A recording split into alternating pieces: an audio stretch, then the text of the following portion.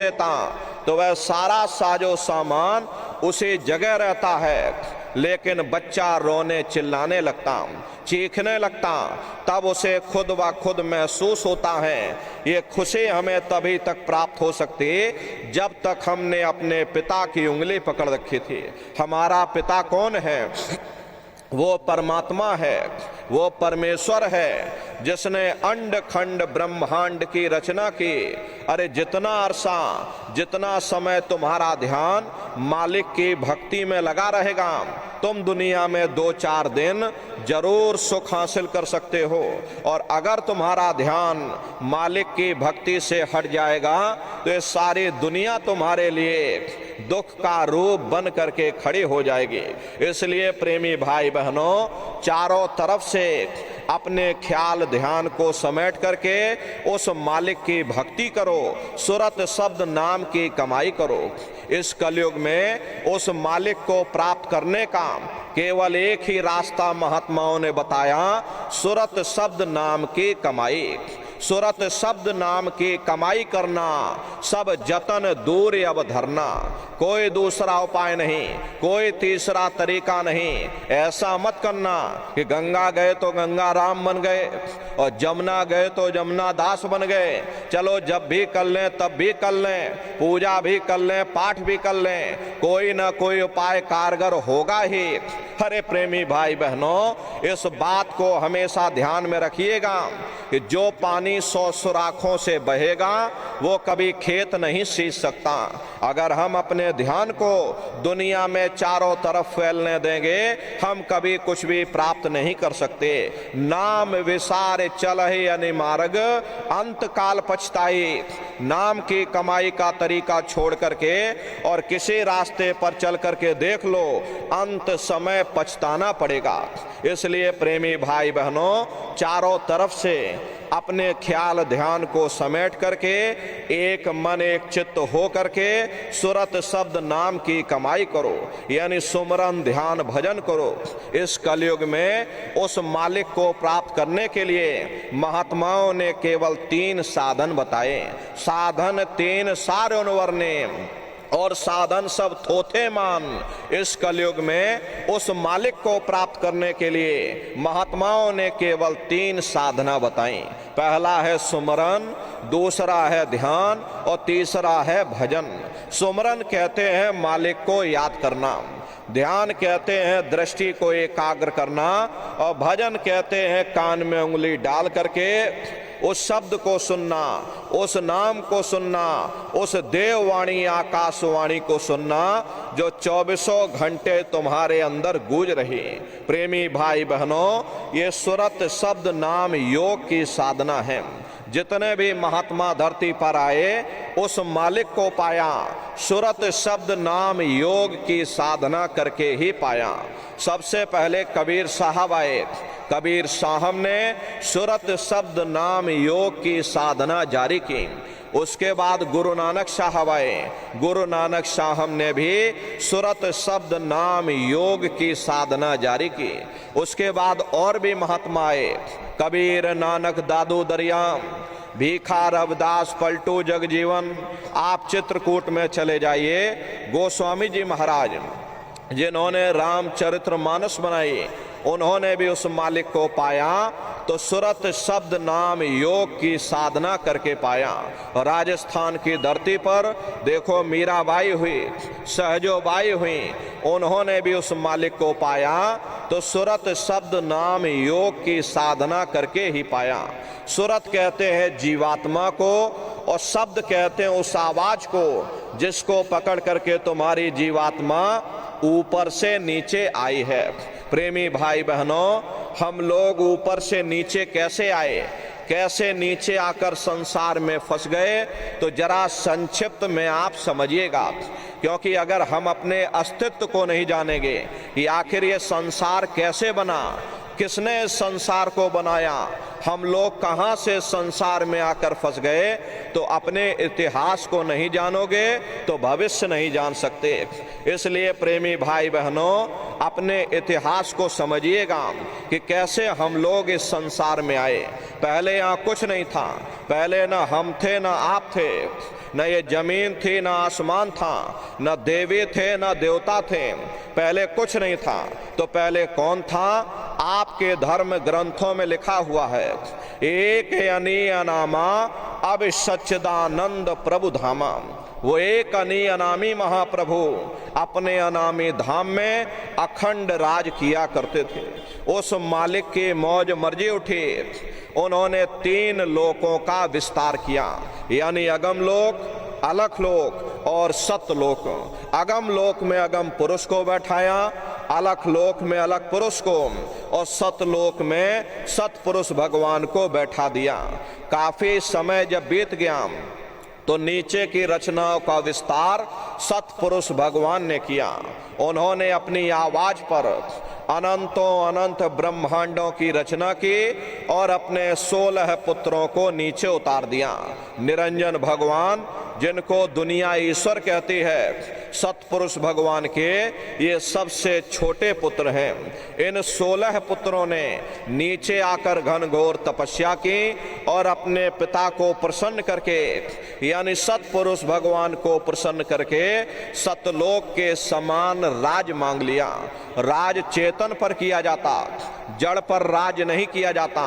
इसीलिए प्रेमी भाई बहनों, इनको जीवात्माओं का छोटा सा भंडार सतपुरुष भगवान ने वरदान के रूप में दे दिया। जब जीवात्माएं ऊपर से नीचे उतारी जाने लगी, जब हम लोगों को ऊपर से नीचे उतारा जाने लगा तो हम लोग घबराने लगे। उस समय सतपुरुष भगवान ने आदेश किया कि तुम जाओ, जाकर नीचे आराम से रहो, और जब समय पूरा होगा तब तुम वापस अपने देश लौट आना। सतपुरुष के आदेश पर ये रूहें, ये जीवात्माएं, यानी हम और आप, ऊपर से नीचे आने को तैयार हो गए। सबसे पहले 4 प्रकार के कपड़े, कारण कपड़ा, सूक्ष्म कपड़ा, लिंग कपड़ा और स्थूल कपड़ा, 4 प्रकार के कपड़े जीवात्माओं को पहनाए गए, यानी हम लोगों को पहनाए गए। और शब्द को पकड़ा करके मंडल दर मंडल जीवात्माओं को नीचे उतारते चले गए। और इसी मृतलोक में, इसी स्थूल शरीर में, दोनों आंखों के मध्य भाग में हम लोगों को यहाँ पर बैठा दिया गया। जब जीवात्माएं ऊपर से नीचे आ गईं, उस समय पर सतयुग का समय था। सतयुग योगी सब विज्ञानी, करे हरे ध्यान तरे भव प्राणी। उस समय सब ज्ञानी और विज्ञानी थे, सबकी आंख कान खुली हुई थी, रोज मालिक का दर्शन करते थे, रोज आते रोज जाते थे। और जब समय पूरा हो जाता था, ये जीवात्माएं अपने देश वापस लौट जाती थी, फिर लौट करके मृतलोक में वापस नहीं आती थी। ऐसे न जाने कितनी जीवात्माएं वापस अपने घर लौट गईं। तब निरंजन भगवान ने विचार किया कि हमने इतनी मेहनत की और वरदान के रूप में जीवात्माओं का भंडार उनसे मांग लिया, अगर ये जीवात्माएं ऐसे ही अपने घर वापस लौट जाएंगी तो एक दिन मेरा राज्य खाली हो जाएगा, फिर हम राज किस पर करेंगे। प्रजा के बगैर राजा किसी काम का नहीं। इसीलिए उन्होंने बड़ी होशियारी के साथ कर्मों का विधान बना दिया। ये जो वेद हैं, यही कर्मों के विधान हैं। और कर्मों का विधान बना करके जीवात्माओं को मृत लोक में सुना दिया गया कि भाई ये पुण्य कर्म है और ये पाप कर्म है, ये शुभ कर्म है, ये अशुभ कर्म है। और जीवात्माओं को कह दिया कि काल रूप में तिन कर भ्राता और शुभ अशुभ कर्म फल दाता, यानी मैं काल रूप हूं और शुभ अशुभ कर्मों का मैं फल दूंगा। यानी कर्म करने की स्वतंत्रता हमको आपको दे दी और फल देने का अधिकार इन्होंने अपने हाथों में रख लिया। धीरे धीरे ये जीवात्माएं कर्मों की बेड़ियों में जकड़ती चली गईं। जिस नाम की डोरी को पकड़ करके, जिस शब्द को पकड़ करके ये जीवात्माएं ऊपर से नीचे आई थी, कर्मों के कारण वो नाम की डोरी हाथ से छूट गई।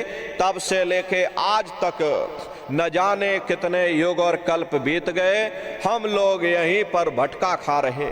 अगर वो नाम की डोरी हाथ में आ जाए, शब्द की डोरी हाथ में आ जाए, तो शब्द कर्म की रेख कटावे और शब्द शब्द में जाए मिलावे। शब्द वो साबुन है जो तुम्हारे कर्मों को साफ कर देगा और तुम्हें शब्द दर शब्द, मंजिल दर मंजिल अपने घर वापस पहुंचा देगा। तो प्रेमी भाई बहनों, ये सुरत शब्द नाम योग की साधना है। इस साधना की 3 क्रियाएं हैं, सुमरन, ध्यान और भजन।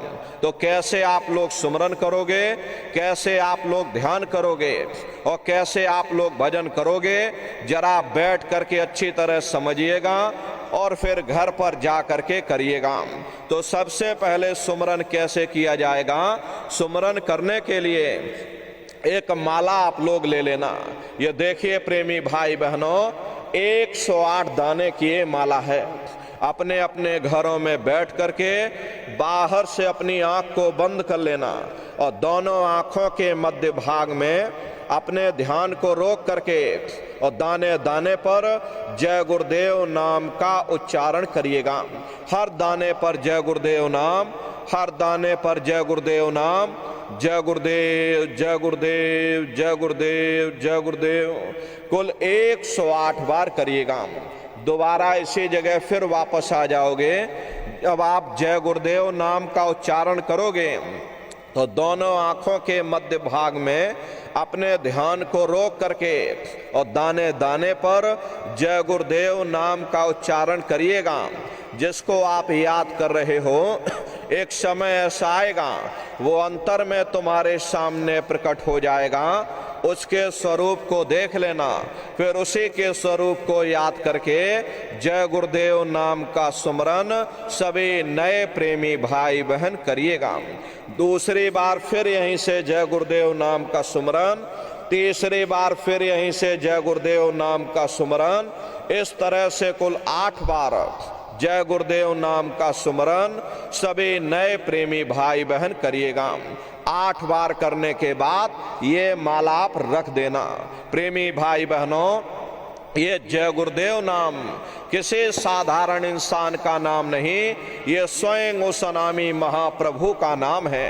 समय समय पर संत महात्मा अपने अपने समय पर आकर के अपनी साधना के द्वारा उस मालिक के नाम को जगाते हैं, उस मालिक के नाम को सिद्ध करते हैं। जैसे कबीर साहब आए तो कबीर साहब ने साहिब नाम सिद्ध किया।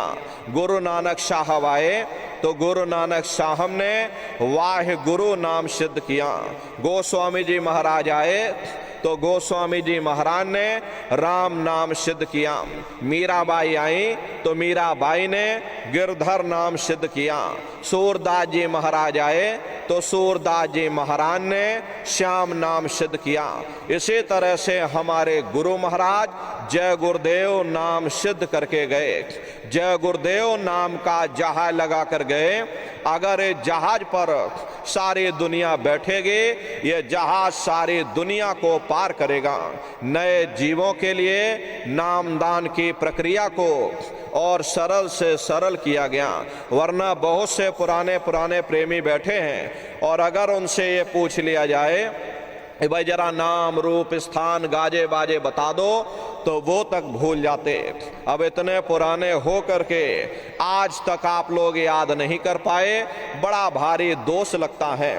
इसीलिए नए जीवों के लिए सरल से सरल किया गया। बहुत से बगैर पढ़े लिखे लोग हैं, बूढ़े बुजुर्ग हैं, बच्चे बच्चियां हैं, आसानी से आप लोग समझ जाओ, सुमरन ध्यान भजन कर सको। इसीलिए प्रेमी भाई बहनों, ये रास्ते को सरल करने की मौज उठी। इसलिए प्रेमी भाई बहनों, जय गुरुदेव नाम का सुमरन सभी नए प्रेमी भाई बहन करिएगा। सुमरन करने के बाद में फिर आप ध्यान पर बैठिएगा। दूसरा है ध्यान, और ध्यान कहते हैं दृष्टि को एकाग्र करना। कैसे आप लोग ध्यान करोगे, जरा अच्छी तरह से समझ लीजिए।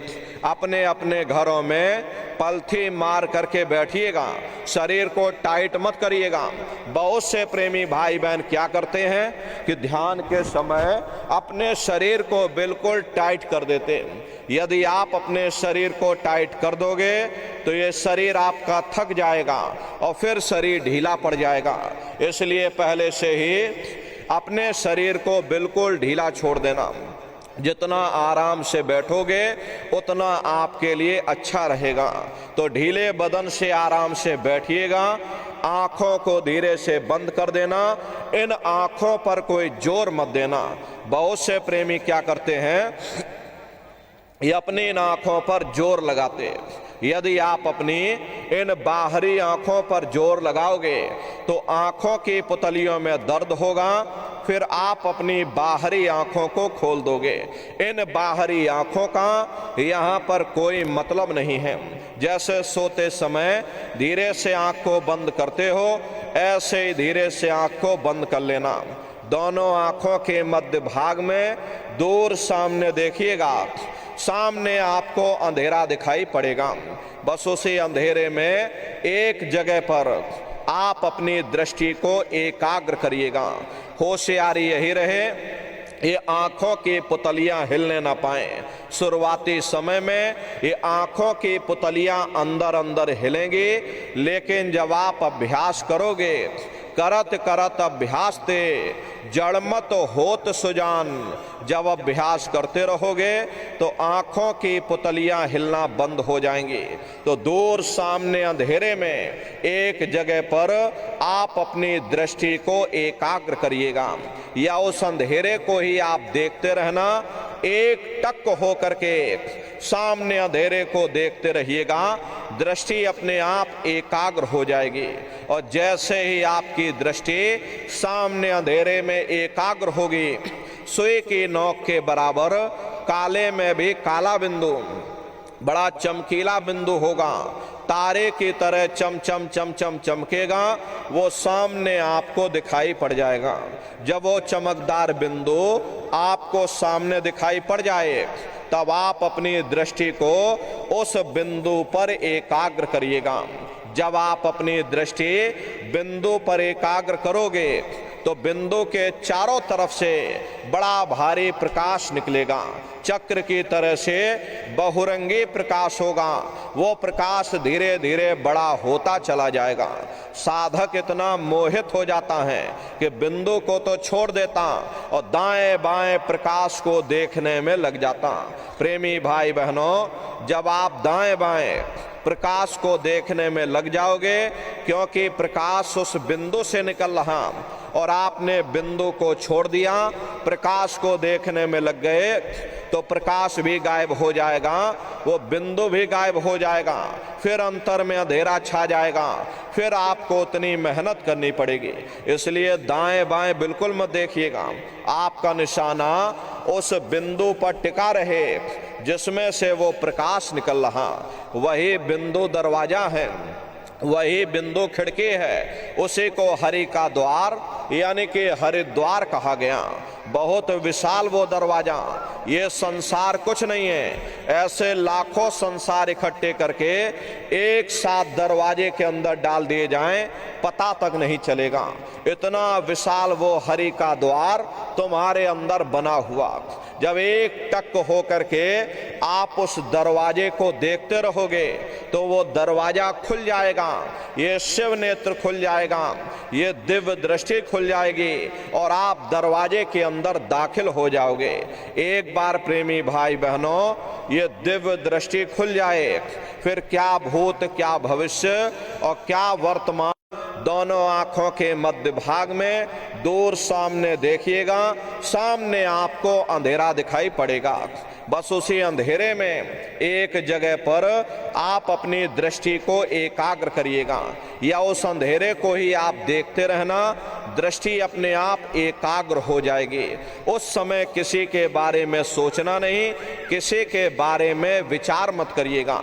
ये विचार करने की आदत हमारे अंदर पहले से पड़ी हुई है। हम किसी भी व्यक्ति को देखते हैं तो देखने से पहले ही हम उसके बारे में विचार करने लग जाते हैं। ये जो विचार हैं यही ध्यान में बाधक बन जाते हैं। कोशिश ये करना, जब आप ध्यान पर बैठो मन में कोई विचार ना आने पाए, शून्य हो करके अपने शरीर को बिल्कुल हिलाना डुलाना नहीं। प्रेमी भाई बहनों, शून्य हो करके बस सामने अंधेरे को देखते रहो। जितनी गहराई से आप उस अंधेरे को देखोगे उतने ही विचार आपके शून्य होते चले जाएंगे। बस आप उस अंधेरे को देखते रहिएगा। लगातार एक टक हो करके एक जगह बैठ करके आप उस अंधेरे को देखते रहना।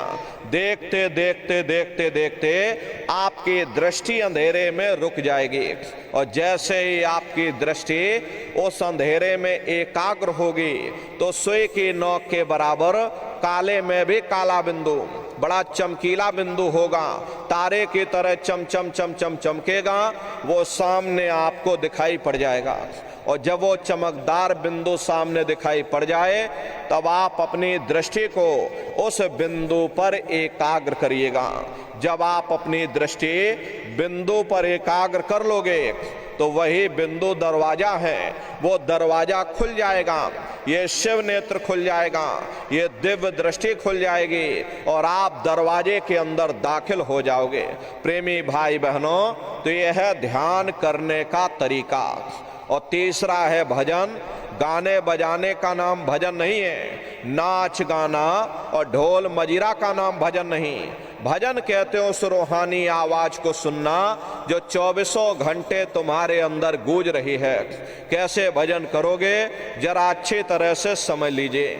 ये दोनों उंगली कानों में डाल करके एक कानों को बंद कर लेना। प्रेमी भाई बहनों, अपनी सुविधा से बैठिएगा। कुर्सी पर चाहे कुर्सी पर बैठ जाओ, सोफे पर चाहे सोफे पर, या कोई तकिया इस तरह से रख लेना और दोनों कोहनी यहाँ रख करके दोनों उंगली कानों में डाल करके ये कानों को बंद कर लेना। कान इसीलिए बंद किए जाते हैं ताकि बाहर की कोई आवाज हमको सुनाई ना पड़े। तो अपनी सुविधा से बैठिएगा। यही कहा गया है कि भाई आंख कान मुख बंद कराओ, अनहद झिंगा शब्द सुनाओ। यानी पहले अपनी आंख को बंद करो, अपने मुख को बंद करो, ये दोनों उंगली कानों में डाल करके ये कानों को बंद कर लो और ऊंचे से ऊंचा ध्यान दे करके उस आवाज को सुनने की कोशिश करो। प्रेमी भाई बहनों, जब आप अपने कानों को बंद करके और ऊंचा ध्यान दे करके गौर से सुनोगे तो आपको ऐसा अनुभव होगा कि कहीं सीटी जैसी आवाज हमारे कानों में बज रही। टी, इस तरह से सीटी जैसी आवाज शुरू में आप सभी को सुनाई पड़ेगी। शाम को अपने अपने घरों में जाकर बैठिएगा, ये कानों को जरा बंद कर लेना, गौर से सुनिएगा। सीटी जैसी आवाज आप सभी को सुनाई पड़ेगी।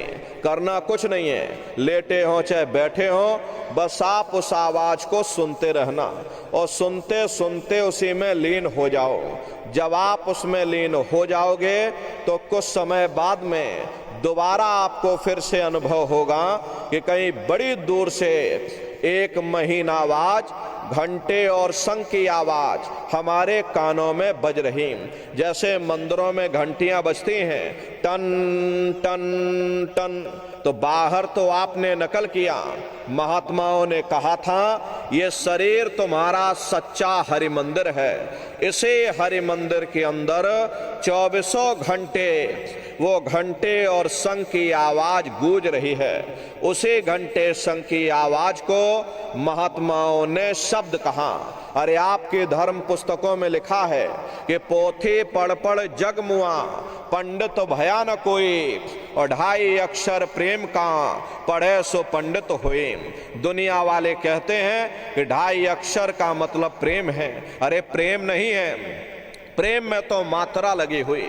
यहाँ पर जिस 2.5 अक्षर का वर्णन उन महात्माओं ने किया है वो है शब्द सा, आदा, बा और दा। उसे शब्द को महात्माओं ने नाम कहा। कलयुग जोग न यज्ञ न ज्ञाना, एक आधार नाम गुण गाना। कलयुग में न योग है, न यज्ञ है, न ये ज्ञान है, तो कलयुग में क्या है? कलयुग केवल नाम आधारा, सुमेर सुमेर नर उतर ही पारा। कलयुग में केवल नाम का आधार है, वो नाम तुम्हारे अंदर 2400 घंटे गूंज रही। तो उसी घंटे संग की आवाज को महात्माओं ने शब्द या नाम कहा। उसी घंटे संग की आवाज को मुसलमान फकीरों ने कलमा कहा।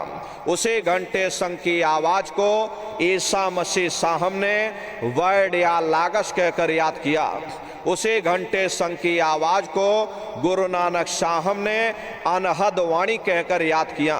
चीन में जो महात्मा हुए उन्होंने इसको ताओ कहकर याद किया, और हिंदू महात्माओं ने इसे देववाणी आकाशवाणी कहकर याद किया। उन अलग अलग महात्माओं ने अपनी अपनी भाषा में हम लोगों को समझाने की कोशिश की कि भाई वो घंटे संग की आवाज तुम्हारे सबके अंदर गूंज रही है, वो आपको सुनाई पड़ेगी।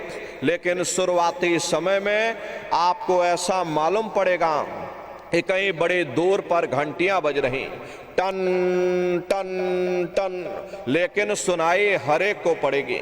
प्रेमी भाई बहनों, जब घंटे और शंख की आवाज आपको सुनाई पड़ने लग जाए तो सीटी की आप आवाज को छोड़ देना और घंटे शंख की आवाज को पकड़ लेना, उसको आप सुनने लग जाना। जब आप उसको सुनने लग जाओगे तो वो आवाज धीरे धीरे बढ़ना शुरू होगी, और बढ़ते बढ़ते इस कदर बढ़ेगी कि आपके रोम रोम में घंटे और शंख की आवाज गूंजने लग जाएगी। अरे बड़ी मधुर वो आवाज होती। प्रेमी भाई बहनों, ये जो दुनिया के गाने आप लोग सुनते हो, उस रूहानी संगीत के सामने ये दुनिया के संगीत कुछ नहीं है। जब आप उस रूहानी संगीत को सुनोगे, इतना भारी आनंद आपके ऊपर छा जाएगा, इतनी खुशी आपको होगी, ऐसा नशा आपके ऊपर चढ़ जाएगा कि आप सारी दुनिया को भूल जाओगे, इतना आप उस आवाज में खो जाओगे। शंकर भगवान को वही नशा चढ़ा था। शंकर भगवान कोई गांजा भांग नहीं पीते थे। ये तो हमने आपने शंकर भगवान को भी बदनाम कर दिया कि शंकर भगवान गांजा भांग पीते थे तो चलो हम भी गांजा भांग पिएंगे। लेकिन ऐ नन्नारियों, शंकर भगवान ने कभी गांजा भांग नहीं पिया। शंकर भगवान जिस नशे में लीन रहते थे वो नाम का नशा था, वो ध्यान का नशा था, वो भक्ति का नशा था। जब आप उस आवाज को सुनोगे तो आपको भी वो नशा चढ़ जाएगा, क्योंकि उस आवाज में चुंबक है। जब आप उस आवाज को सुनोगे तो वो आवाज आपको अपनी ओर खींचेगी, और जब खिंचाव होगा तो जीवात्मा का फैला हुआ प्रकाश ये 9 दरवाजों से सिमटने लगेगा। अब ये 9 दरवाजे कौन कौन से हैं? देखो प्रेमी भाई बहनों, अच्छी तरह से समझिएगा, ये बहुत बड़ा विज्ञान है। दुनिया का विज्ञान जब समाप्त हो जाएगा तो ये विज्ञान प्रारंभ होगा। तो 9 दरवाजे कौन कौन से हैं? 2 आंख, 2 कान, 2 नाक के सुराख, 1 मुंह और 2 मलमूत्र का रास्ता, ये शरीर के 9 दरवाजे हैं। सबसे पहला दरवाजा गुदा चक्र आता है। गुदा चक्र में गणेश जी वास करते हैं। गणेश जी वहाँ के मालिक हैं। ये 4 दल का कवल है। यहाँ पर पृथ्वी तत्व पाया जाता, उसके ऊपर इंद्रिय चक्र आता है। इंद्रिय चक्र में ब्रह्मा जी वास करते हैं। ब्रह्मा जी वहाँ के मालिक हैं। ये 6 दल का कवल है। यहाँ पर जल तत्व पाया जाता, उसके ऊपर ये नाभि चक्र आता। नाभि चक्र में विष्णु जी वास करते हैं। विष्णु जी यहाँ के मालिक हैं। ये 8 दल का कवल है। यहाँ पर अग्नि तत्व पाया जाता, उसके ऊपर ये हृदय चक्र आता है। हृदय चक्र में शिव जी वास करते हैं। शिव जी यहाँ के मालिक हैं। ये 12 दल का कवल है। यहाँ पर वायु तत्व पाया जाता है। अरे वास तो वो ऊपरी मंडलों में, ऊपरी लोकों में करते हैं, लेकिन उनका प्रकाश, उनकी किरणें इन चक्रों पर पड़ती हैं। उसी के ऊपर एक कंठ चक्र आता है। यहाँ पर आद्या महाशक्ति की किरणें पड़ती हैं। ये 16 दल का कवल है। और आप सबसे ऊपर, तुम्हारी जीवात्मा सबसे ऊपर दोनों आंखों के मध्य भाग में बैठी है, जहां पर देवियां बिंदी लगाती हैं और पुरुष जहां पर टीका लगाते हैं। ये बिंदी और टीका यहाँ पर हम लोग इसीलिए लगाते हैं क्योंकि यहीं पर हमारी जीवात्मा बैठी है, उसका श्रृंगार किया जाता है। यह 10वां द्वार है जहां पर तुम्हारी जीवात्मा बैठी हुई। इसी 10वें दरवाजे पर बैठ करके ये जीवात्मा अपने प्रकाश को 9 दरवाजों में फैलाती है, जिससे आपका ये शरीर चलता है, आपके हाथ और आपके पांव चलते हैं। प्रेमी भाई बहनों, जब आप लोग भजन करोगे और घंटे शंख की आवाज को सुनोगे तो उस आवाज में चुंबक है, वो आवाज आपको अपनी ओर खींचेगी, और जब खिंचाव होगा तो जीवात्मा का फैला हुआ प्रकाश ये 9 दरवाजों से सिमट करके यहीं 10वें दरवाजे पर इकट्ठा हो जाएगा। और जैसे ही सारी शक्ति, सारी चेतना सिमट करके यहाँ पर इकट्ठी हुई तो शब्द क्या काम करेगा? शब्द तुम्हारी जीवात्मा को खींच करके इस शरीर से बाहर कर देगा। फिर आप अपनी आंखों से देखिएगा कि हमारा शरीर ये है और हम ये खड़े। आप अपने शरीर से अलग हो जाओगे। जैसे चिड़िया होती है, चिड़िया घोंसले से निकल करके आसमानों की उड़ान भरती है। प्रेमी भाई बहनों, इसी तरह से तुम्हारी जीवात्मा इस शरीर रूपी घोंसले से निकल करके ब्रह्मांडों की सैर करेगी, देवी देवताओं के दर्शन करेगी, राम और कृष्ण के दर्शन करेगी, और घूम करके फिर अपने शरीर रूपी घोंसले में वापस चली आएगी।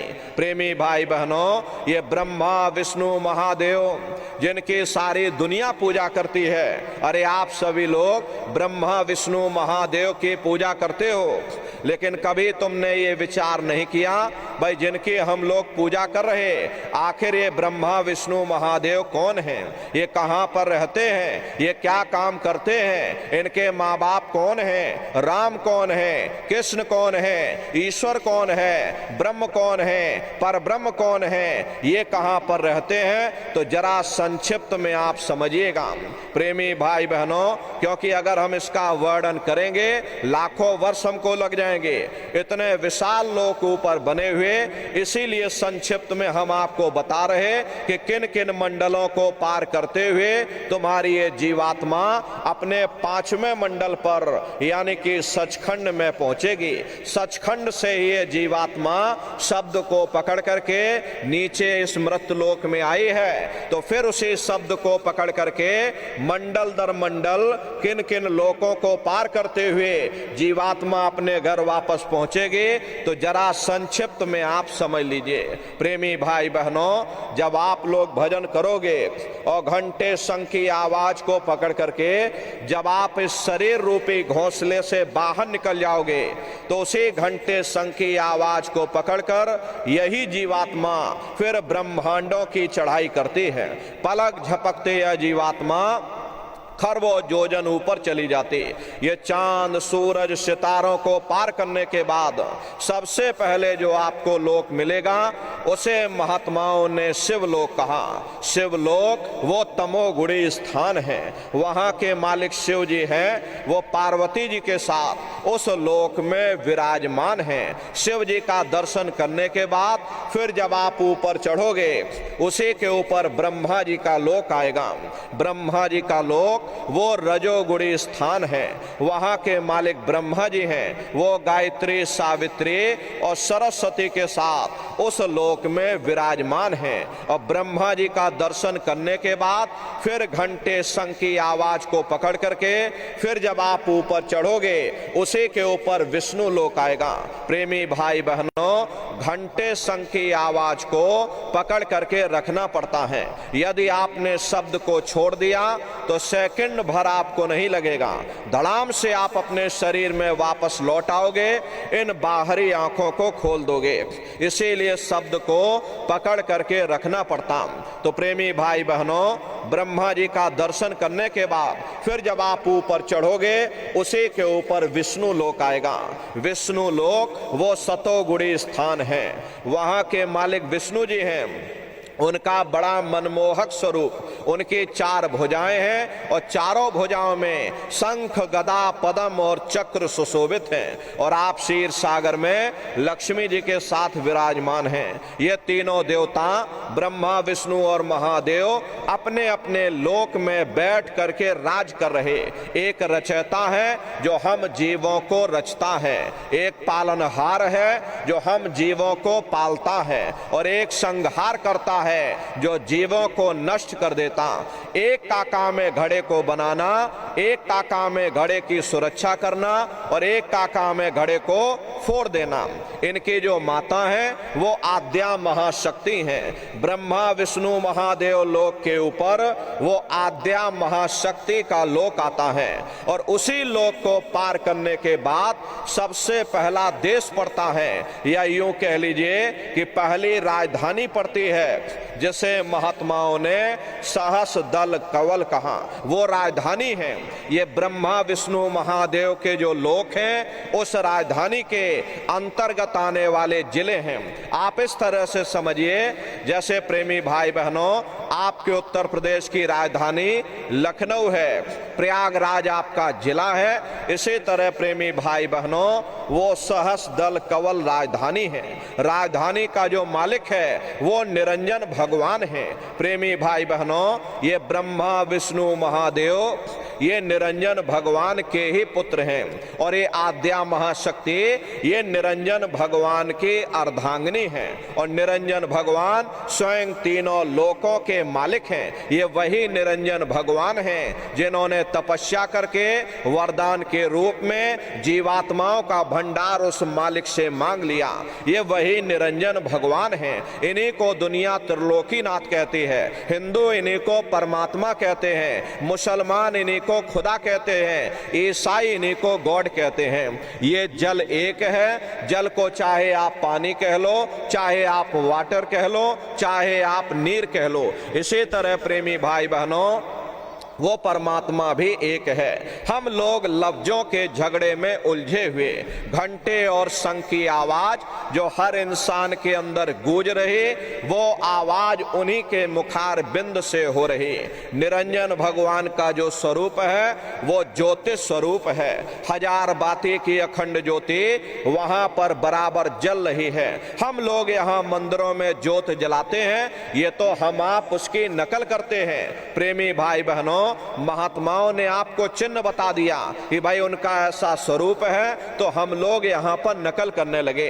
अरे इस ज्योति में तेल की जरूरत पड़ती है, बाती की जरूरत पड़ती है, लेकिन वो अखंड ज्योति वहां पर ऐसी जल रही जिसमें ना तेल की जरूरत है और ना बाती की जरूरत है। पलटू साहब ने जिक्र किया है कि उल्टा कुआ गगन में तिसमें जरे चिराग और तिसमें जरे चिराग, बिना रोगन बिन बाती और 6 ऋतु 12 मास जरत रहे दिन राती। सतगुर मिले जो होए ताहि की नजर में आवे और बिन सतगुर नहीं कोई वाह को दर्शावे। वो अखंड ज्योति ऐसी है जिससे पूरा ब्रह्मांड प्रकाशवान हो रहा। जितनी भी अवतारी शक्तियां आई, राम आए, राम को वहीं से नीचे उतारा गया। इसीलिए उस देश को अयोध्या नगरी या कौशलपुर देश भी कहा गया। प्रेमी भाई बहनों, गोस्वामी जी महाराज जब साधना करके वहां पहुंचे तभी गोस्वामी जी महाराज ने रामचरितमानस में लिख दिया। देखो प्रेमी भाई बहनों, रामचरितमानस में गोस्वामी जी महाराज ने जो भी लिखा है वो सब अंतर का भेद लिखा। जब उन्होंने साधना किया, साधना करके जब ऊपर गए, जो कुछ उन्होंने ऊपर जा करके देखा, हमारी आपकी जानकारी के लिए उन्होंने रामचरितमानस में लिख दिया। हम लोग बाहर मुखी क्रियाओं में फंसे हुए, इसीलिए हम लोग अर्थों को समझ नहीं पाते और अर्थ का अनर्थ कर देते। तो क्या लिखा गोस्वामी जी महाराज ने? देखिए, गोस्वामी जी महाराज रामचरितमानस में लिखते हैं कि मोदयो नैन त्रिशत में भयो पुण्य चितवत कौशलपुर गयो। जब मैंने अपने बाहर की आंख बंद की, मेरी अंतर की आंख खुल गई और मैं क्या देख रहा हूं, मैं कौशलपुर देश में पहुंच गया। मोह विलोक राम मुस्काई। मुझे देख करके राम भगवान प्रसन्न हो गए। उन्होंने ऊपर जाने का मुझे रास्ता दे दिया। मैं ऊपर जाकर के क्या देख रहा हूं, उधर माज सुन अंडज राया, देखे बहु ब्रह्मांड निकाया, अति विचित्र तहलोक अनेका, रचना अधिक एक ते का। विचित्र विचित्र भांत के वहां पर लोग बने हुए, एक से बढ़कर एक सुंदर सोने के वहां पर महल बने हैं, जिनकी शोभा अवर्णीय है। प्रेमी भाई बहनों, वो असली अयोध्या नगरी है, वो राम भगवान का असली देश है। और जब आप लोग साधना करके वहां पहुंचोगे, वहां की रचनाओं को जब आप अपनी दिव्य दृष्टि से देखोगे तो देखते रह जाओगे। ये क्या ईश्वर की लीला है, कैसे उसकी कारीगरी है, अनंत उसकी सत्ता है, अनंत ही उसका प्रकाश है। अरे उसी आनंद को पाकर के बड़े बड़े राजे महाराजाओं ने अपने राजकाज पर ठोकरें मार दी और जंगलों में जाकर के नंगे हो करके नाचने लगे। मीराबाई को जब ये दौलत मिल गई, मीराबाई ने राजपाट छोड़ दिया और मीराबाई कहने लगी, मैं मिल जाए पाए पियो अपना और तब मेरे पीर बुझानी, और मीरा सूरत शब्द सहलानी।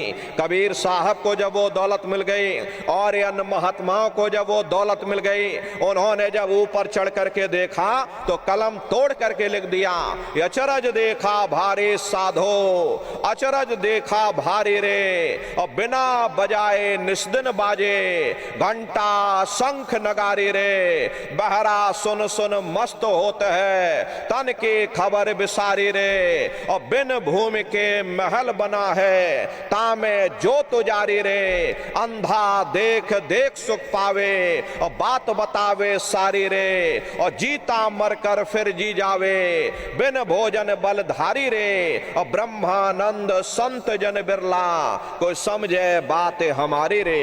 प्रेमी भाई बहनों, वो असली अयोध्या नगरी है, वो राम भगवान का असली देश है। अरे राम जी का दर्शन करने के बाद फिर तुम्हारी ये जीवात्मा दूसरे मंडल के शब्द को पकड़ करके और दूसरे मंडल की चढ़ाई करेगी। शाम तज श्वेत को गहना, सुरत को तान धुन सुनना, और बंक के द्वार धस बैठो और त्रिकुटी जाए कर लेना। उसी के ऊपर दूसरा देश आता है जिसे महात्माओं ने त्रिकुटी देश कहा। वहां के जो मालिक हैं वो ब्रह्म हैं, वहीं से मन और माया की उत्पत्ति हुई, वहीं से तीन गुण रजोगुण तमोगुण सतोगुण, तीनों गुणों की उत्पत्ति वहीं से हुई। ये जो आपके वेद हैं, अरे वेदों को सारी दुनिया पढ़ती है, वेदों की भी उत्पत्ति उसी स्थान से हुई है। महात्मा कहते हैं कि त्रिकुटी महल में विद्या सारा, घनहर गरजे बजे नगारा, और लाल वरन सूरज उजियारा। वहां पर दो धुने, बादलों की गर्जन और मृदंग की आवाज उस लोक में गूंजती रहती है। जैसे पहले स्थान पर राम भगवान के देश में घंटे और शंख की आवाज गूंजती है, ऐसे दूसरे मंडल पर यानी कि ब्रह्म के देश में बादलों की गर्जन और मृदंग वहां पर बजता रहता है। ओम का जाप बराबर वहां होता रहता। ब्रह्म का जो स्वरूप है लाल वरण सूरज उजियारा। ये सूरज कुछ नहीं है, ऐसे तुम लाखों लाख सूर्य इकट्ठे करोगे तो वहां का एक सूर्य बनेगा। प्रेमी भाई बहनों, ब्रह्म का जो स्वरूप है वो सुबह के लाल सूर्य के समान है, इसीलिए वहां का पूरा ब्रह्मांड लाल है। जहां तक आपकी निगाह जाएगी ब्रह्म देश में चारों तरफ आपको लाल ही लाल नजर आएगा।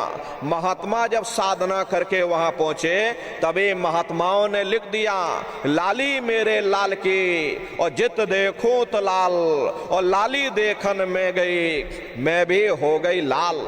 वो पूरा ब्रह्मांड लाल है। जितने साधक वहां पहुंच जाते हैं उन सभी को योगेश्वर कहा जाता है। योगेश्वर की पदवी उन्हीं को मिलती है जो ब्रह्म स्थान तक पहुंच रखते हैं। जैसे व्यास जी हुए, वशिष्ठ जी हुए, वाल्मीकि जी हुए, इन सब की पहुंच वहीं तक थी।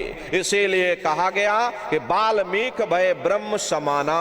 जब इनकी जीवात्मा वहां पहुंची और जब इन्होंने ब्रह्म का दर्शन किया तो इनका स्वरूप भी ब्रह्म के समान यानी कि ही ब्रह्म स्वरूप हो गया।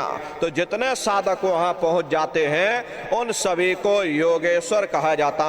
योगेश्वर भगवान श्री कृष्ण उसी देश में वास करते हैं। प्रेमी भाई बहनों, ये जो ब्रह्म देश है वो श्री कृष्ण भगवान का ही देश है और श्री कृष्ण भगवान वहीं पर रहते हैं। ये बाहर की जन्माष्टमी नहीं है जो आप लोग यहाँ पर मनाते हो, ये तो आप लोग बिल्कुल नकल करते हो। अरे महात्माओं ने कहा था भाई सही मायने में तुम जन्माष्टमी कब मनाओगे? जब तुम्हारी ये जीवात्मा 5 तत्व जल पृथ्वी अग्नि वायु आकाश और 3 गुण रजोगुण तमोगुण सतोगुण 5 तत्व और 3 गुणों से परे होकर के ब्रह्म देश में पहुंच करके जब कृष्ण भगवान का दर्शन कर लोगे तब सही मायने में जन्म अष्टमी मनाई जाएगी। वहां कृष्ण भगवान का दर्शन करने के बाद फिर तुम्हारी ये जीवात्मा तीसरे मंडल के शब्द को पकड़कर और तीसरे मंडल की चढ़ाई करेगी। आगे पहुंची सुन झंकार ररंकार धुन सुनी पुकार, आगे श्वेत शून्य है भाई मान सरोवर पैठ नहीं। उसी के ऊपर तीसरा देश आता है जिसे महात्माओं ने शून्य देश कहा, उसी को रारंग देश कहा जाता, उसी को अक्षर और नेति कहा जाता। वहाँ के जो मालिक हैं वो रारंग पुरुष है यानी कि पर ब्रह्म पुरुष है। वहाँ किंगरी और सारंगी 2 धुनें उस लोक में गूंजती रहती हैं और पार ब्रह्म पुरुष का जो स्वरूप है वो पूर्णमासी के चंद्रमा के समान बड़ा ही मनमोहक स्वरूप है। इसी स्थान पर प्रेमी भाई बहनों एक बहुत बड़ा अमृत का सरोवर बना है जिसे महात्माओं ने मान सरोवर कहा। जब तुम्हारी ये जीवात्मा उस मान सरोवर में स्नान कर लेगी तो जन्म जन्मांतरों के तुम्हारे मैले पाप कर्म साफ हो जाएंगे। अरे यहाँ के पानी से तुम्हारे कर्मों की सफाई नहीं होने वाली, ये बाहर का पानी तुम्हारे शरीर के मैल को धो सकता, लेकिन जो पापों का मैल है, जो अंतःकरण में ये जो कर्मों की गंदगी आपने लाद रखी है, वो जब साफ होगी जब आप तीसरे मंडल पर पहुंच करके उस गंगा में डुबकी लगाओगे। उसमें स्नान करने के बाद ये जीवात्मा हंस रूप हो जाती है। हंसन मिले हंसा हो जाए मिले जो अमी आहारा है। जीवात्मा का खुद का प्रकाश उस अमृत के सरोवर में स्नान करने के बाद 16 सूर्य के बराबर हो जाता।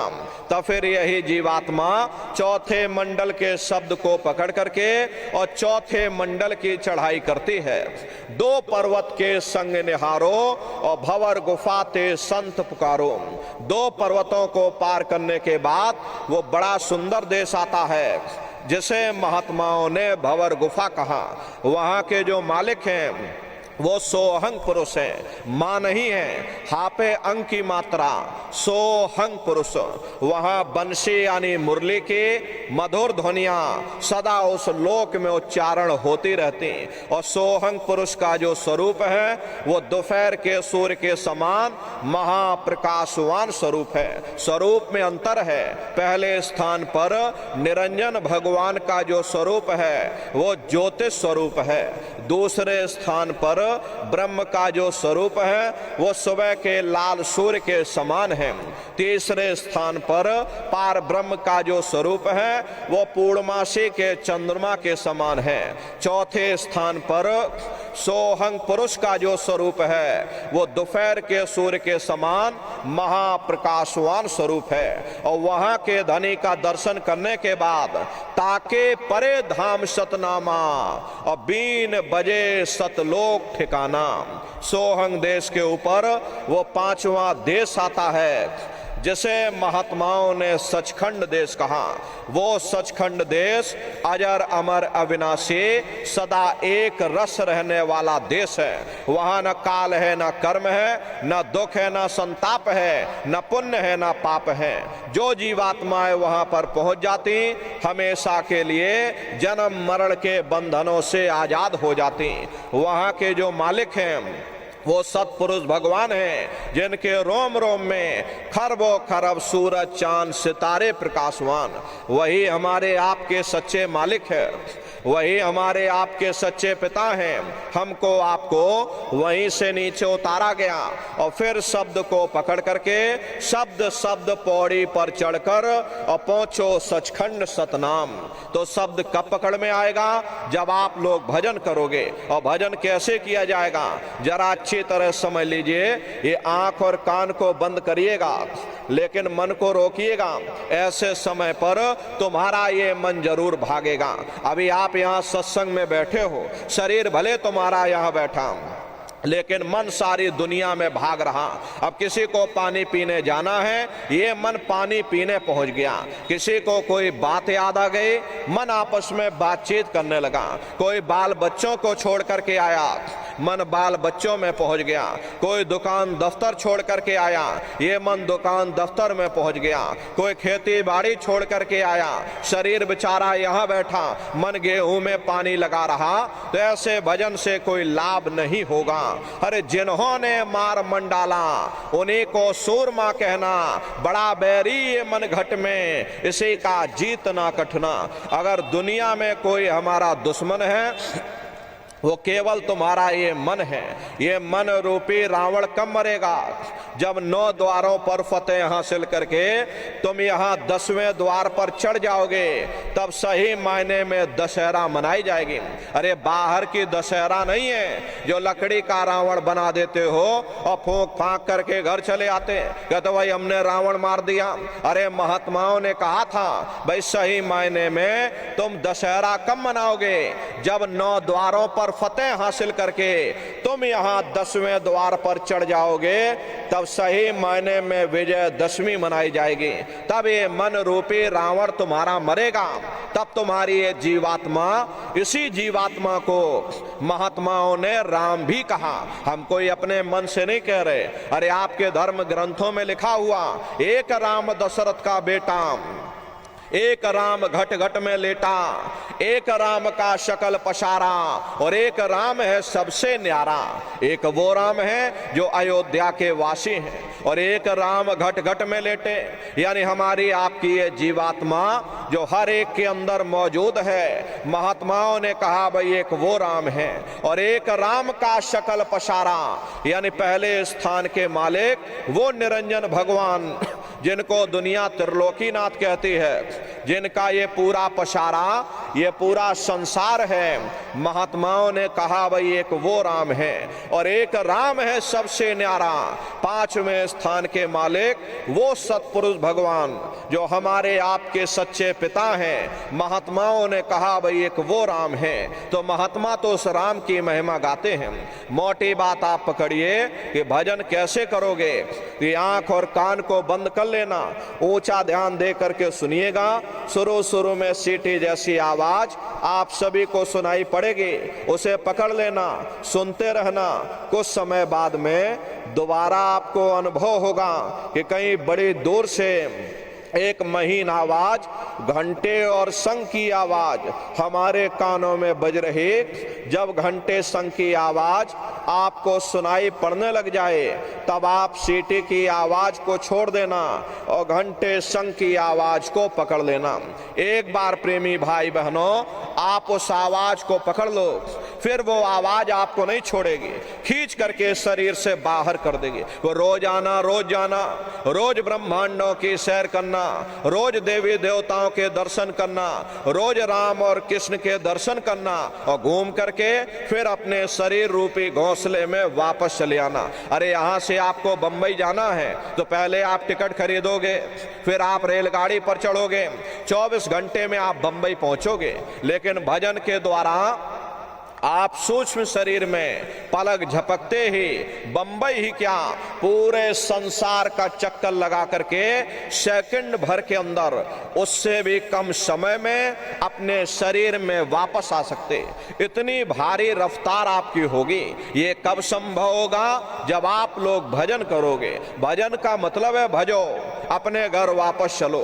तो प्रेमी भाई बहनों, ये सुमरन, ध्यान और भजन 3 क्रियाएं आपको बताई गई, आप लोग नित्य नियम से करिएगा, नागा मत करिएगा। अरे आपको शरीर को देखो, भोजन आप लोग देते हो, सुबह दोपहर शाम रात खाते रहते, लेकिन कभी तुमने विचार नहीं किया ये जीवात्मा जो जन्म जन्मांतरों से बेचारी भूखी प्यासी बैठी है, कभी अपनी जीवात्मा को तुमने भोजन नहीं दिया।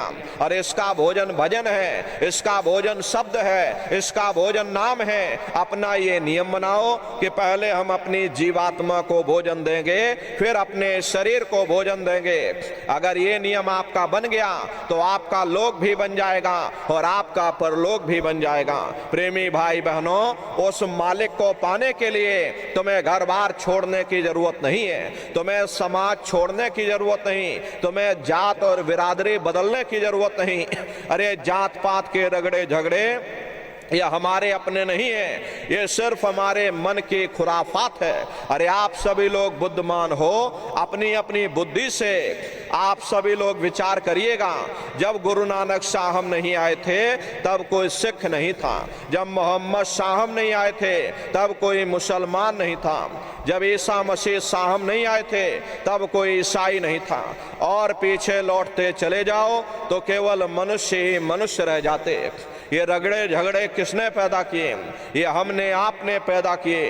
अरे कोई भी महात्मा यहाँ पर आकर के ना कोई कौम मनाने आता है, ना कोई यहाँ पर मजहब चलाने आते हैं, ना कोई यहाँ पर जात और बिरादरी को बदलने आते हैं, और ना ही आप हमारे हाथों में ये डंडे और तलवारें देने के लिए आते हैं। अरे आप तो सच्चा मार्ग, सनातन मार्ग समझाने के लिए इस धरा भूमि पर शरीर रूप में अवतरित होते हैं। हरे प्रेमी भाई बहनों, आप अपनी बुद्धि से विचार करिएगा। सुपच जाति के भंगी थे, रैदास जी महाराज जाति के हरजन थे, और मीराबाई जाति की छत्राणी थी। अगर वे सब उस मालिक को प्राप्त कर सकते हैं तो आप भी उस मालिक को प्राप्त कर सकते। जाति पाति पूछे नहीं कोई, और हरि का भजय सो हरि का होई। लोग यहाँ जात पात बनाते बनाते मर गए, लेकिन ऐ नन्नारियों, जब तुम्हारी ये जीवात्मा इस मनुष्य रूपी चोले को छोड़ करके ऊपर धर्मराज की कचहरी में पहुंचेगी, वहां न तुमसे ये पूछा जाएगा कि भाई तुम किस जाति के हो, या तुम किस कौम के हो, या तुम किस मजहब के हो, तुम हिंदू हो या मुसलमान हो, तुम हिंदुस्तान से आए हो या तुम पाकिस्तान से आए हो। अरे वहां तुम्हारे कर्म देखे जाएंगे, भक्ति भाव देखा जाएगा, मालिक से मिलने का प्रेम और प्यार देखा जाएगा। इसीलिए महात्मा कहते हैं भाई मालिक को पाने के लिए तुम्हें जात बिरादरी बदलने की जरूरत नहीं है, तुम्हें समाज छोड़ने की जरूरत नहीं, तुम्हें घर परिवार छोड़ने की जरूरत नहीं, तुम्हें बाल बच्चे छोड़ने की जरूरत नहीं, तुम्हें जंगलों पहाड़ों में भटकने की जरूरत नहीं, तुम्हें साधु सन्यासी और बाबा बनने की जरूरत नहीं। अरे भाई तुम अपने अपने घर परिवार में रहो, अपने अपने बाल बच्चों के साथ रहो, अपने अपने समाज में रहो, समाज की रीत नीति के अनुसार रहो, मेहनत और ईमानदारी से काम करो, और 24 घंटे में घंटा 2 घंटा अपनी जीवात्मा के कल्याण के लिए सुरत शब्द नाम की कमाई यानी सुमरन ध्यान और भजन करिएगा। हरे प्रेमी भाई बहनों, यही दौलत तुम्हारे काम आएगी और बाकी सब यहीं पड़ा रह जाएगा।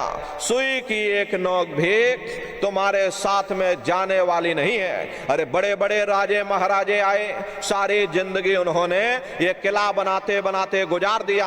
आज उनके किलों को जाकर आप देखिए, आज खंडहर बने पड़े हुए हैं। विश्व विजेता सिकंदर सारी दुनिया पर राज करने का ख्वाब देखता था और वो भी मुट्ठी खोल करके चला गया। कोई क्या साथ लेकर के जाएगा? जो चीज तुम्हारे साथ में जाने वाली वो केवल परमात्मा की भक्ति है। इसलिए प्रेमी भाई बहनों, वो दौलत कमा लो जो अंत समय में तुम्हारे काम आवे, वरना ये समय तुम्हारा निकलता जा रहा, ये श्वासों की पूंजी ये दिन प्रतिदिन कम होती जा रही, और एक समय ऐसा आएगा ये बुलबुला तुम्हारा फूट जाएगा, फिर ना जाने ये मनुष्य शरीर तुमको मिले ना मिले, अरे भटकते रह जाओगे युगों युगों के लिए उन नरकों और चौरासियों में। इसलिए प्रेमी भाई बहनों, अहो भाग्य है आपका, आपको ये मनुष्य शरीर मिल गया। इस मनुष्य रूपी मंदिर में बैठ करके वो आत्म धन कमा लो, वो रूहानी खजाना कमा लो, जिससे तुम्हारी जीवात्मा का कल्याण हो जावे। तो सुमरन, ध्यान और भजन नित्य नियम से आप लोग करिएगा। और देखो प्रेमी भाई बहनों, सभी लोग शाकाहारी रहना, क्योंकि हमारे गुरु महाराज ने शाकाहार पर विशेष जोर दिया। गुरु महाराज हमारे कहते थे, ये बच्चे बच्चियों तुम लोग शाकाहारी रहना, शाकाहार का प्रचार करते रहना, इसी से देश और दुनिया में भारी परिवर्तन होगा। प्रेमी भाई बहनों, अरे परिवर्तन कोई कानून बनाने से नहीं होता, परिवर्तन कोई सजा देने से नहीं होता, परिवर्तन कोई आंदोलन करने से नहीं होता, परिवर्तन कोई तोड़फोड़ करने से नहीं होता। अरे परिवर्तन तब होता है जब लोगों के विचार बदलते हैं, लोगों की भावनाएं बदलती हैं। और विचार जब बदलेंगे जब लोगों का खान पान शुद्ध होगा। अरे देसी कहावत है, भाई जैसा खाए अन्न और वैसा होए मन। जब इंसान पशुव्रती भोजन करेगा तो उसकी बुद्धि स्वतः ही पशुओं जैसी हो जाएगी, सोच विचार उसका चिंतन स्वतः ही पशुओं जैसा हो जाएगा। फिर जिस शराब के नशे में माँ बहन बेटी की पहचान खत्म हो जाए, उस शराब को पी करके यह कैसे पता चलेगा कि क्या अच्छा और क्या बुरा है। यही कारण है कि आज घर समाज में ये दुनिया भर के अत्याचार और दुनिया भर के व्यभिचार फैले हुए। अरे हम लोग देखो मंदिर बनवाते हैं, उन मंदिरों में नहा धो करके जाते, कहते भाई परमात्मा के रहने की जगह है, हमको नहा धो करके जाना चाहिए, फूल अगरबत्ती ले जाना चाहिए। कोई उन मंदिरों में कूड़ा कचरा नहीं डालता। अगर कूड़ा कचरा डालोगे तो आपस में लाठियां चल जाएंगी। फिर ये जो हरि मंदिर है, ये पंच भौतिक शरीर, अरे जिसे महात्माओं ने हरि मंदिर कहा, इसमें तुम हाड़ मांस के लोथड़े डालते हो, इसमें तुम शराब के कतरे डालते हो। अपने बनाए हुए मंदिर की आप कद्र करोगे और परमात्मा के बनाए हुए इस हरि मंदिर को तुमने जीते जी कब्रिस्तान बना दिया तो सख्त सजा मिलेगी। अरे महात्माओं ने लिखा है कि तिल भर मच्छी खाई के कोटि गऊ दे दान और काशी करवट जा मरे निश्चय नरक निदान।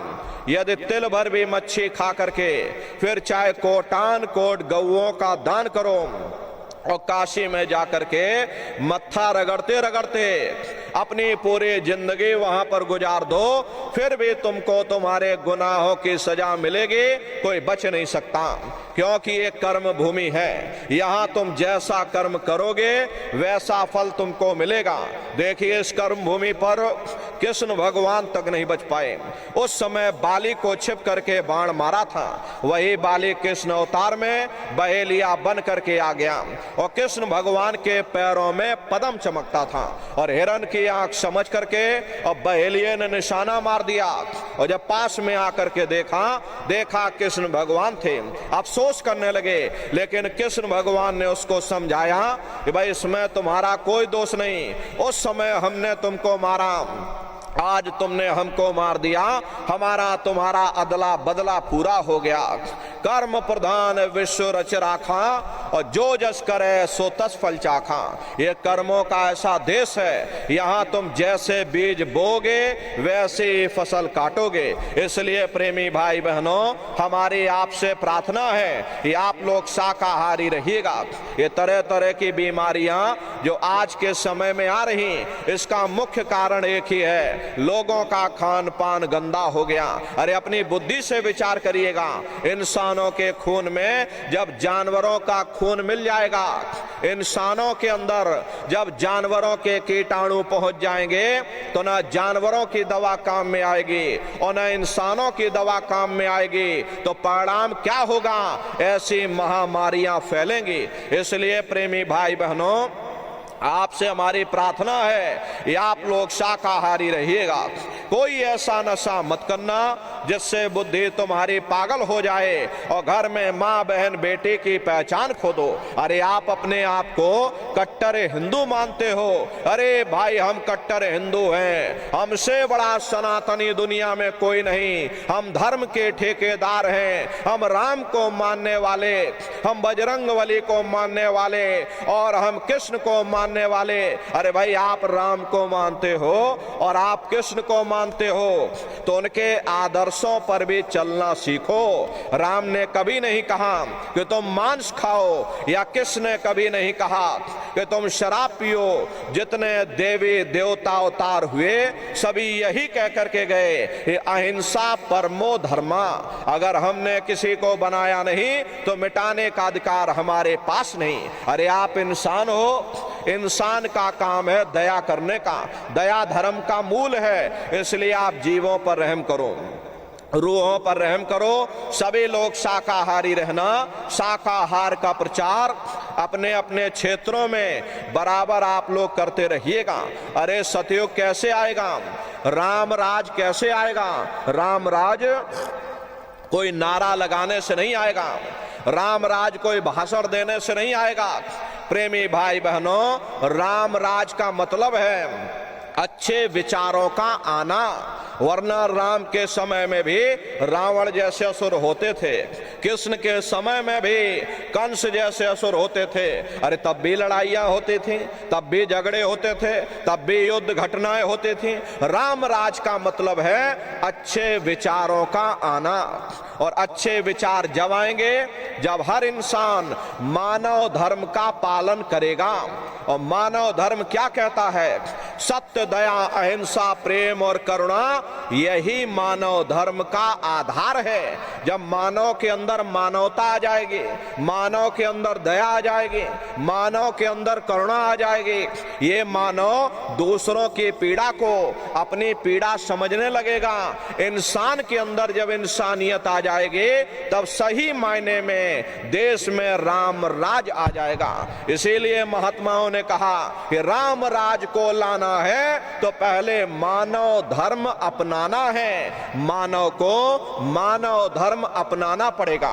इसीलिए हमारे गुरु महाराज कहते थे विचारों में परिवर्तन होना चाहिए। यही गुरु महाराज संदेश दे करके गए, बच्चा तुम शाकाहारी का प्रचार करो, गांव गांव के लोग भजन करने लग जाएं, गांव गांव में सत्संग होने लग जाए, गांव गांव के लोग शाकाहारी हो जाएं, गांव गांव के लोग सदाचारी हो जाएं, गांव गांव के लोग चरित्रवान हो जाएं, आंखों में माँ बहन बेटी की पहचान कायम हो जाए।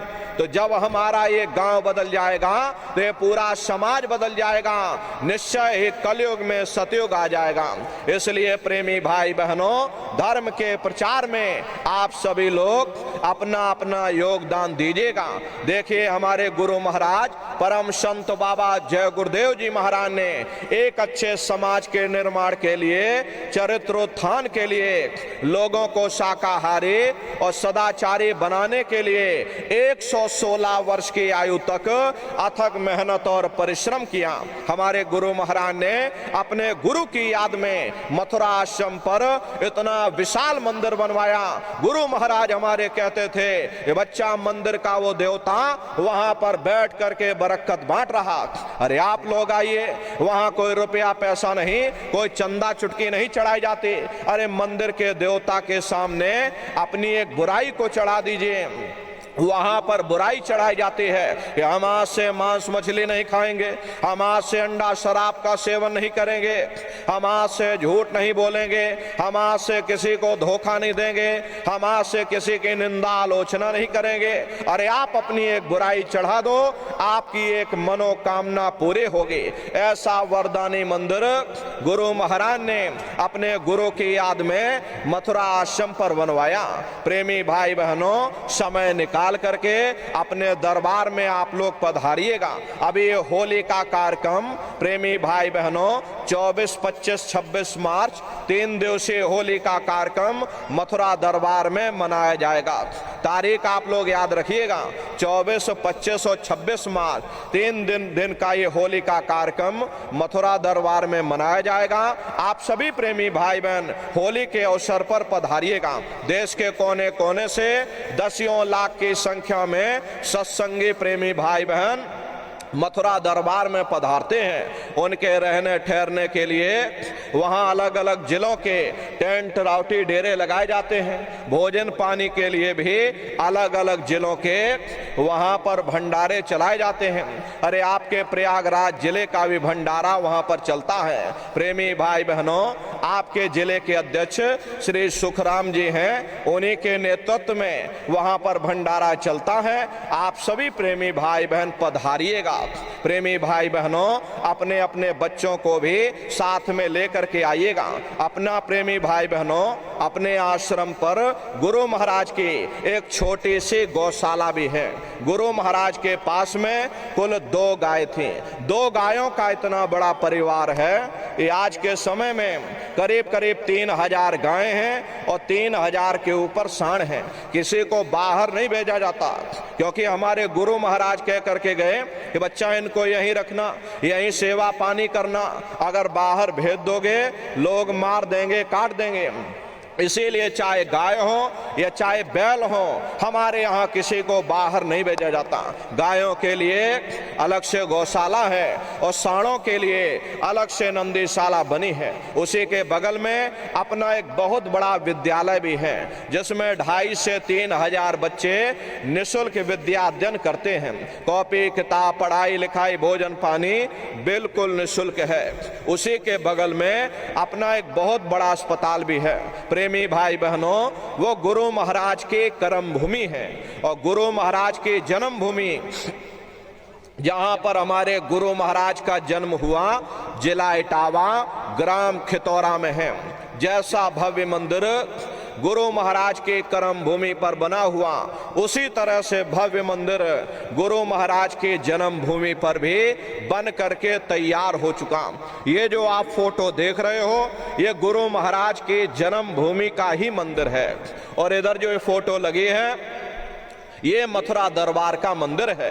तो समय निकाल करके अपने दरबार में आप लोग पधारिएगा और अपने अपने बच्चों को भी साथ में लेकर के आइएगा। हम लोग ये सोचने लगते हैं, अरे बच्चों को क्या करेंगे ले जाकर, ये बच्चे छोटे हैं, इनको घर में रहने दो, इनको पढ़ाई लिखाई करने दो, अभी इनकी पढ़ाई लिखाई की उम्र है। ये सत्संग सुनना और ये भजन पूजा पाठ करना, ये तो हम लोगों का काम है। इन बच्चों को घर पर पढ़ने लिखने दो। प्रेमी भाई बहनों, यहीं पर हम आप धोखा खा जाते।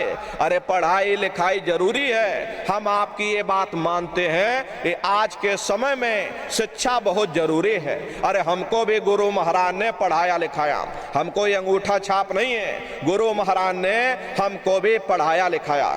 प्रारंभिक शिक्षा हमारी गुरु महाराज के जन्म भूमि पर हुई, क्योंकि जो गुरु महाराज की जन्म भूमि है वही हमारी भी जन्म भूमि है। 1 से लेके 5 तक हम खितौरा में पढ़ाई किए। उसके बाद गुरु महाराज हमको मथुरा ले गए।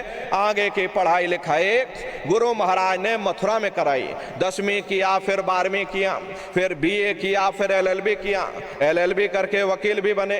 तो कहने का मतलब यह है कि गुरु महाराज ने हमको भी पढ़ाया लिखाया। लेकिन प्रेमी भाई बहनों, पढ़ाई लिखाई के साथ साथ अच्छे संस्कार भी जरूरी हैं। और संस्कार कोई MA BA की डिग्री करने से नहीं पड़ जाते, संस्कार कोई डिप्लोमा करने से नहीं पड़ जाते। अगर MA BA की डिग्री कर लेने से ही इन बच्चों के अंदर संस्कार पड़ गए होते तो हिंदुस्तान में इतने वृद्धाश्रम न खोले जाते। अरे संस्कार पड़ेंगे महात्माओं के वचनों से, संस्कार पढ़ेंगे। सत्संग के माध्यम से ये बच्चे देश के भविष्य हैं। इन बच्चों के अंदर अच्छे संस्कार डालना ये समय की बहुत बड़ी मांग है। अरे आज के समय में बच्चों के अंदर प्रेमी भाई बहनों संस्कार की जरूरत है। प्रेमी भाई बहनों संस्कार बहुत जरूरी है। इस घनघोर कलयुग में अगर बच्चों को संस्कार ना दिए तो प्रेमी भाई बहनों बुढ़ापे पे पछताना पड़ेगा। आज के समय में हम देख रहे कि बच्चों के अंदर संस्कारों की कमी होती चली जा रही। वरना पहले के समय में अकेले माँ बाप अपने 4-4 बच्चों को पाल लेते थे, लेकिन आज के समय में वही 4-4 बच्चे, वही MA BA और डिग्री और डिप्लोमा किए हुए बच्चे अपने माँ बाप को रोटी नहीं खिला पा रहे। शादी हो जाती है, घर परिवार बांट करके रख दिया, जमीन जायदाद बांट करके रख दे, चूल्हा चौका बांट करके रख दिया, यहाँ तक कि बेचारे बूढ़े माँ बाप को भी बांट करके रख दिया। 10 दिन तुम हमारे घर में छोड़ दो और 10 दिन बाद तुम अपने घर ले जाना रोटी खिलाना। अरे ये सब क्या है? ये संस्कारों की कमी है। ऐ माताओं बहनों, ये बच्चे तुम्हारी धरोहर हैं, ये बच्चे तुम्हारे जीवन की पूंजी हैं। अरे अपनी पूंजी को संभाल करके रखिएगा। इन बच्चों को आप बचपन से तैयार करिए, इनको अच्छी शिक्षा देना, इनको अच्छे संस्कार देना, इनको शाकाहारी बनाना, इनको सदाचारी बनाना, इनको चरित्रवान बनाना और इनको भी तुम राम और कृष्ण बना दो। यही बच्चे बड़े हो करके माँ बाप का नाम रोशन करेंगे, घर और समाज का नाम रोशन करेंगे। इसलिए प्रेमी भाई बहनों अपने अपने बच्चों के साथ, इष्ट मिष्ट परिवार वालों के साथ आप सभी प्रेमी भाई बहनों होली के कार्यक्रम में सपरिवार सादर आमंत्रित हैं। आप लोग पधारिएगा। सुमरन ध्यान और भजन बराबर आप लोग करते रहना। इतना जान लीजिए प्रेमी भाई बहनों, ये रास्ता बिल्कुल सच्चा है। आप करोगे, आपको अनुभव होगा, दिखाई भी पड़ेगा, सुनाई भी पड़ेगा, लोग भी आपका बन जाएगा और परलोक भी बन जाएगा। इसी के साथ अब हम अपनी वाणी को विराम देते हैं। 9 वर्ष के इस अवसर पर आप सभी प्रेमी भाई बहनों को बहुत बहुत हार्दिक शुभकामनाएं हैं। सबका जीवन मंगलमय हो। गुरु महाराज के श्री चरणों में हम यही अरदास और कामना करते हैं कि हे मालिक, हम सभी प्रेमी भाई बहनों को अपनी पनाह में बनाए रखना, अपने चरणों में लगाए रखना, संगत की सेवाओं में जोड़े रखना। हम सभी प्रेमी भाई बहन, सभी सत्संगी प्रेमी भाई बहन प्रेम और प्यार के साथ मिल बैठ करके आपके संदेशों को जन जन के बीच में पहुंचाएं। सुमरन ध्यान भजन हमसे कराते रहना। गुरु महाराज के संदेशों को हम लोग जन जन के बीच में पहुंचाते रहें। यही अरदास और यही कामना हम सभी प्रेमी भाई बहनों की तरफ से गुरु महाराज के श्री चरणों में करते हैं। आप सभी प्रेमी भाई बहनों को 9 वर्ष की हार्दिक शुभकामनाएं हैं। आप सभी का जीवन मंगलमय हो। सभी लोग सुमरन ध्यान भजन करते रहें। इन्हीं शुभकामनाओं के साथ अब हम अपनी वाणी को विराम देते हैं। अभी आप लोग बैठे रहिएगा। एक प्रार्थना सभी प्रेमी भाई बहन बैठ करके करिएगा, उसके बाद ये समापन हो जाएगा। तो सभी प्रेमी भाई बहन बैठ करके मालिक को याद करते हुए एक प्रार्थना आप लोग बोलिएगा। बोलो जय गुरुदेव, जय गुरुदेव। गुरु महिमा है अपार जगत में, गुरु महिमा है अपार। गुरु महिमा है अपार जगत में, गुरु महिमा है अपार। गुरु कृपा से कितने ही तार गए, गुरु कृपा से कितने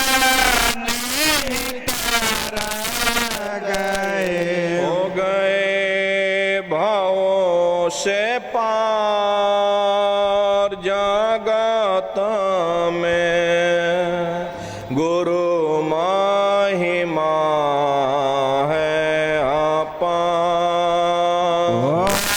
हो गए भाव से पार, जगत में गुरु महिमा है अपार। पत्थर में भी प्राण पुगाते, पत्थर में भी प्राण पुगाते, जड़े को चेतना वंथ बनाते,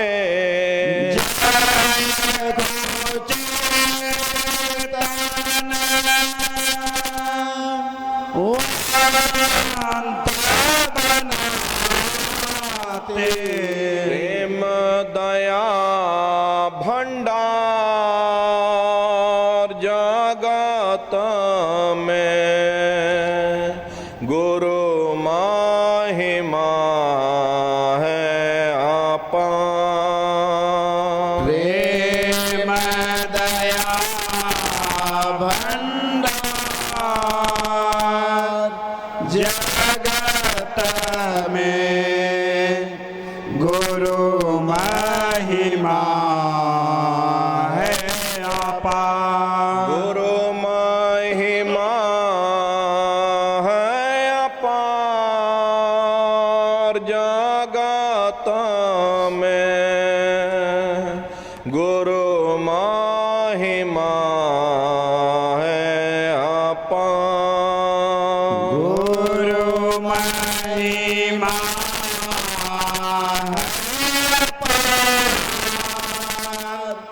जगत में गुरु महिमा है अपार। अब प्रेमी मेला जोले कर गाओ, सब प्रेमी मिला जन गुरु नाम की धूम मचाओ, गुरु नाम की धूम मचाओ। गुरु नाम है सार जगत में गुरु महिमा है अपार। गुरु नाम है सार जगत में गुरु महिमा है अपार। गुरु महिमा है अपार जगत में गुरु महिमा है अपार।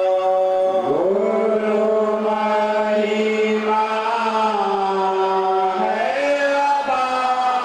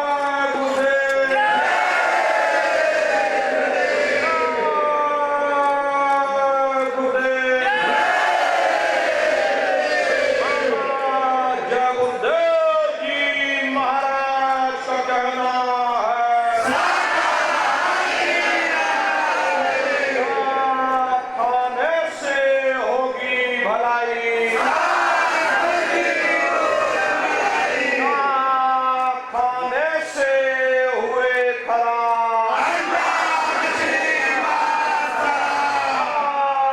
जोड़कर विनय हमारे बाबा जी की अर्जी है। बाबा जय गुरुदेव जी महाराज का कहना है।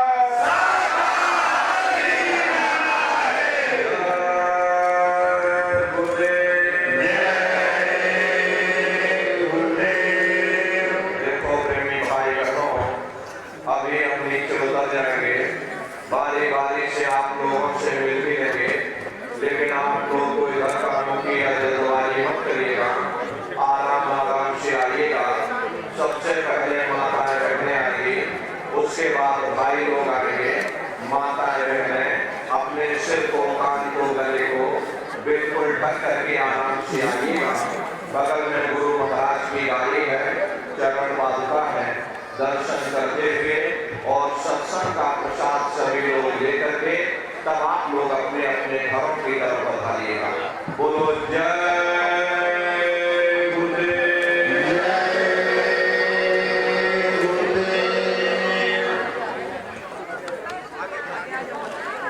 जय गुरुदेव। प्रेमी भाई बहनों, अब पूज्य महाराज जी आप सबसे मिलने के लिए मंच के नीचे आ रहे हैं। भाई लोग थोड़ा धीरे रखेंगे, पहले बहनों माताओं को मिल लेंगे। बहन माताएं अपने थोड़ा